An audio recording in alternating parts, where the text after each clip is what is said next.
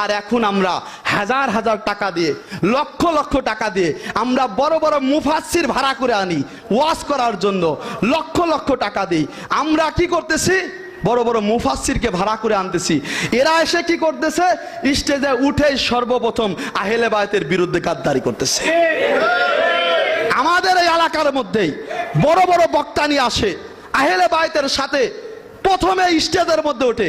ইমাম হাসানের নামটা এমন ভাবে নেয়, ইমাম হুসাইনের নামটা এমন ভাবে নেয়, মনে হচ্ছে যে হাসান হুসাইন তার ছোট ভাই, নাউজুবিল্লাহ।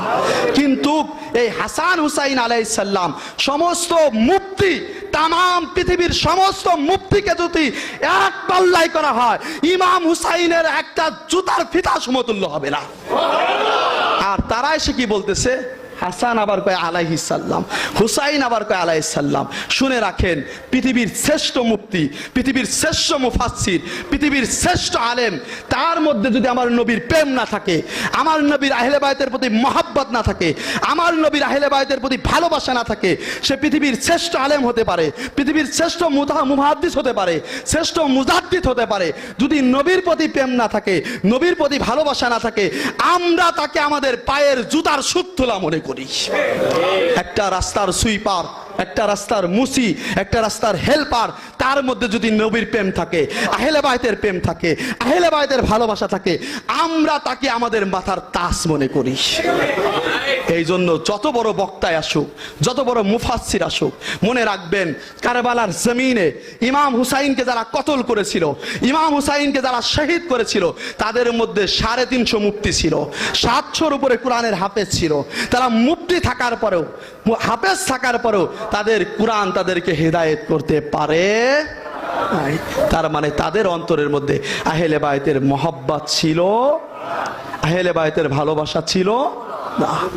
আমরা জানি, যারা আমরা হজে আসওয়াদ, যারা হজ করতে যায়, লক্ষ হাজী সাহেব হজে আসওয়াদ পাথরকে একবার ছোঁয়ার জন্য, চুমু খাওয়ার জন্য, স্পর্শ করার জন্য অনেক হাজী সাহেব সেখানে জীবন দিয়ে দেয়।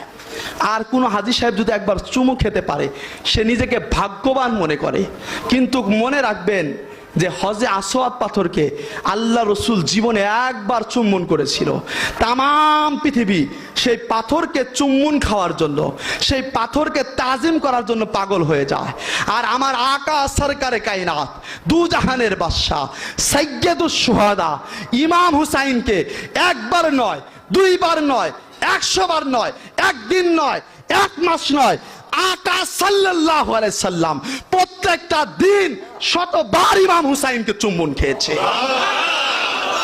শতবার ইমাম হুসাইনকে মহব্বত করেছে, বুকে জড়িয়ে নিয়েছে।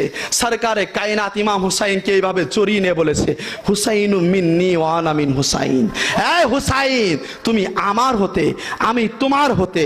আল্লাহ রসুল যখন হুসাইনকে পেতেন, আল্লাহ রসুল সাল্লাল্লাহু আলাইহি সাল্লাম ধর্ম প্রসারের জন্য যে কষ্ট করেছেন, পরিশ্রম করেছেন, আল্লাহ রসুল যখন দুর্বল হয়ে যেতেন, হুসাইনকে জড়িয়ে ধরে আল্লাহ রসুল হুসাইনের শরীর থেকে সুঘ্রাণ নিতেন। যখন সুঘ্রাণ নিতেন, আল্লাহ রসুলের এই দুর্বলতা, আল্লাহ রসুলের এই ধর্মের কষ্ট, আল্লাহ রসুল সাল্লাল্লাহু আলাইহি সাল্লামের এই ধর্মের ব্যথা, আরে হুসাইনকে দেখলে দূর হয়ে যেত।